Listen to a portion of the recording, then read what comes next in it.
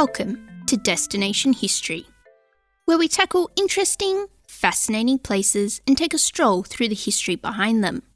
Today's destination finds us in the trendy West London area. Famous for its antique market, this destination will have you wandering up and down this famous road, inspecting goods and wares for over a kilometre. This antique market is known for being the world's largest and attracting tourists from all around the world. Today's episode includes some race riots, a carnival, murder, and a love story. Join me as we take a look at today's destination, Notting Hill and the Portobello Road Markets. Notting Hill can be seen in records as far back as the 13th century. The area itself has had various versions of the name, but the most common seems to have been Notting Hull, with a K. The Not section, K-N-O-T-T, of the name possibly being derived from the Viking king Canute. If this is the case, it's likely that a settlement at Notting Hill has existed for over 1,000 years. But it was throughout the 18th century that the Notting Hill area became known for its brick-making and pig farming industries. The soil found in the clay made it perfect for making bricks and pottery. This, however, left large holes in the area. A number of kilns also appeared, and some of these historic kilns can still be seen on Portobello Road. Because of the rapid expansion of the area and nearby London, a lot of locals were forced to live in squalor. Sanitation was poor, as it often was in those days, and many of the extraction holes were filled up with a mixture of sewage, pig slurry, and stagnant water. Delicious. It was the early 19th century that saw wealthy landowner James Weller Ladbroke develop his Notting Hill estate into a carefully planned suburb. His aim was to attract wealthy Londoners to the area with large terraced houses and communal garden areas. These houses were largely used by upper middle class families who may have had a small number of servants. But the area did grow in popularity, particularly with the artistic and cultural elites of London, and this extended into residential developments in both Notting Hill and nearby Paddington, replacing pig farms and clay soil during the later years of the 19th century. Throughout World War II, a large number of townhouses were damaged and destroyed during the Blitz. And in response to the changing demographics of the area, there were a fair few homes that were rebuilt as homes of multiple occupancy, or HMOs. They usually contained a private bedroom, but then the kitchen and bathroom were communal and shared with the other occupants of the building. Many of the landlords at the time took advantage of this, and the homes descended into slums. There was one landlord that was particularly famous for his shady dealings, Peter Rackman. He was so well known for exploiting and intimidating tenants that the term Rackmanism began to be used to describe unfortunate dealings. It was also during this time that Notting Hill received the reputation as one of the worst areas in London.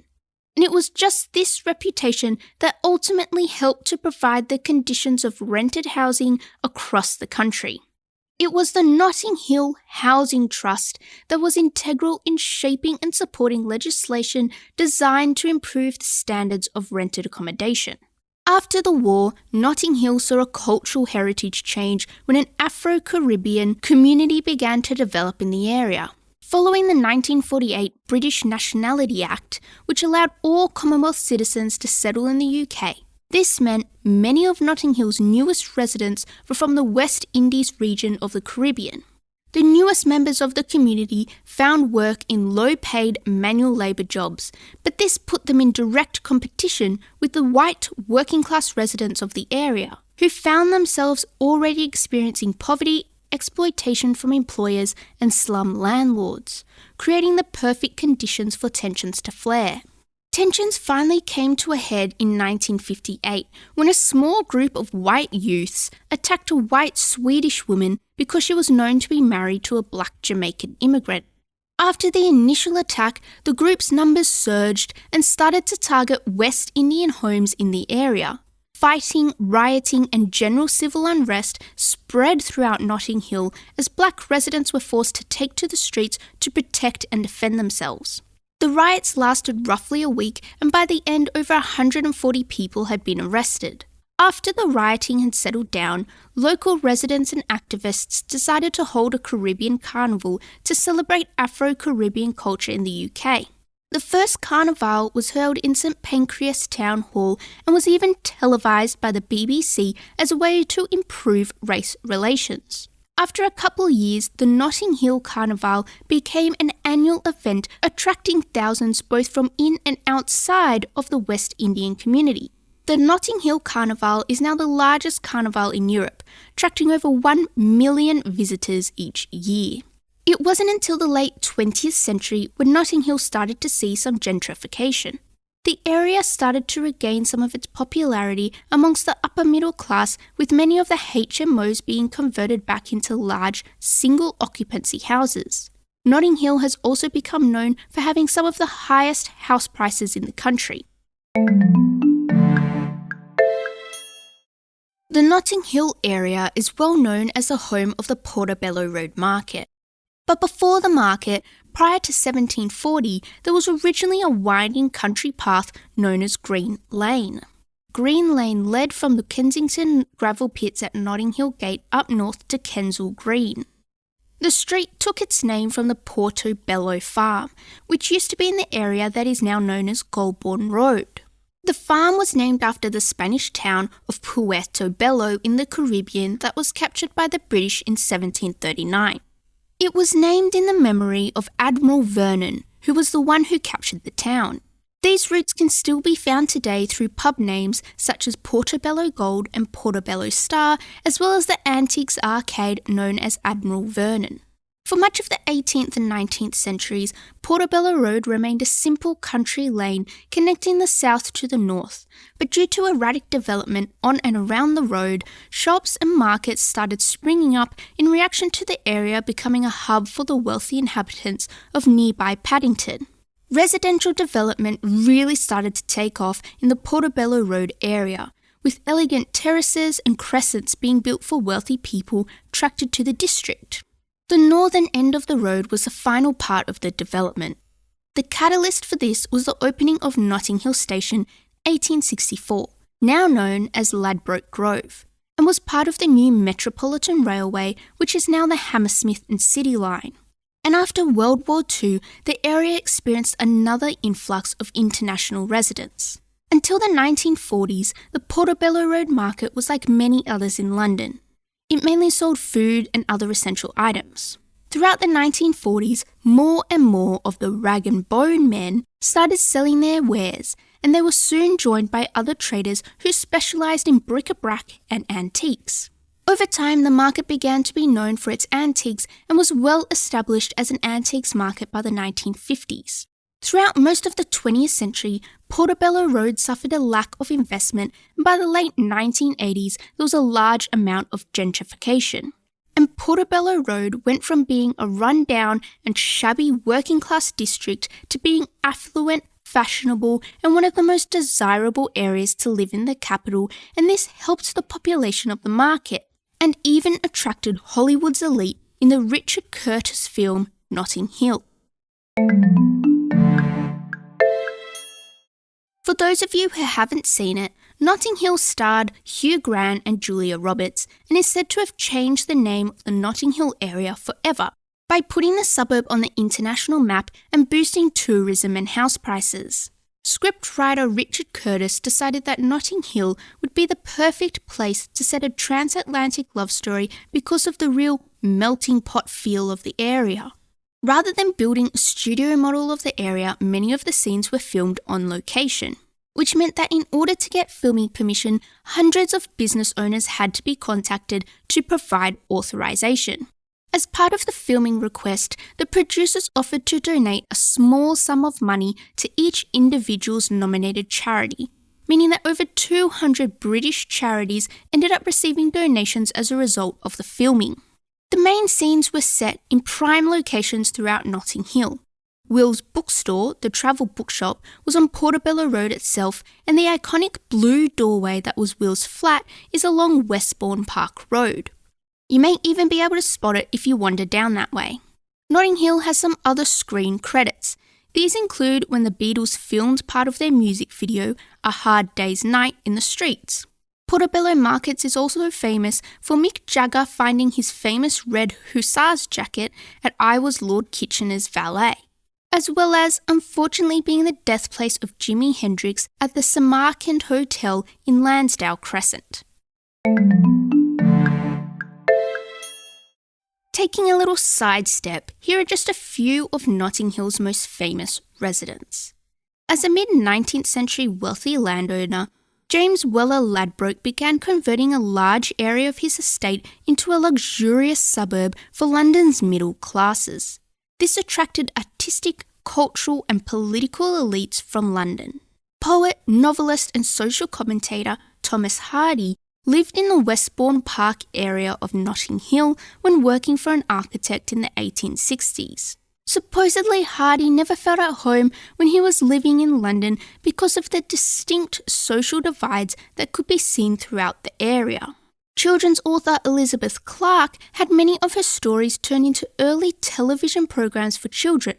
The program Children's Corner went on to run from 1924 to 1926. George Orwell moved into rooms on Portobello Road in 1927. He was a regular amongst the poorer parts of London in an effort to gain a better understanding of people whose upbringing differed from his own. One of Notting Hill's most infamous residents, John Christie, was found guilty of murdering at least 8 people at his flat on Rillington Place. His victims were stored in secret spaces within the house.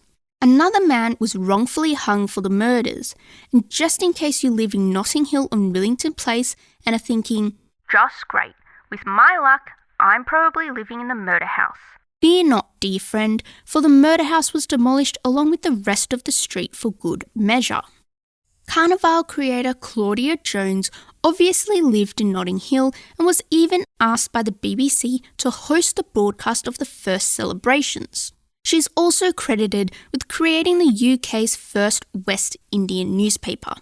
Stella McCartney, of fashion designer fame, owned a townhouse in Notting Hill, and it was the bohemian vibe of the area that helped inspire McCartney to many of her designs.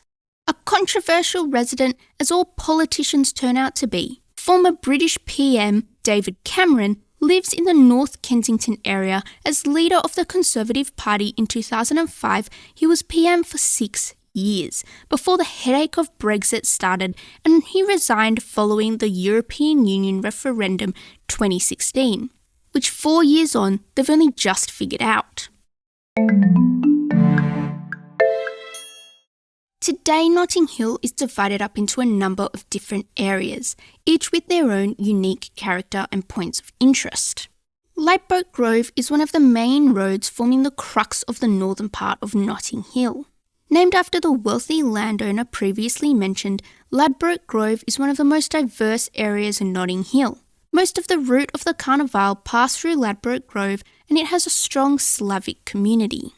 Notting Hill Gate runs through the heart of the suburb, and the road used to be home to quite a few toll gates, where travellers would be taxed for using the road. When the area went through some major redevelopment in the 1950s, many of the historic features were destroyed, meaning hardly any of these old toll gates survive. Westbourne Grove, previously the slum stomping ground of the horribly vile Peter Ruckman, is now thought of as one of the most fashionable areas, and the aforementioned Portobello Road, famous for its market that runs for over 1 kilometre.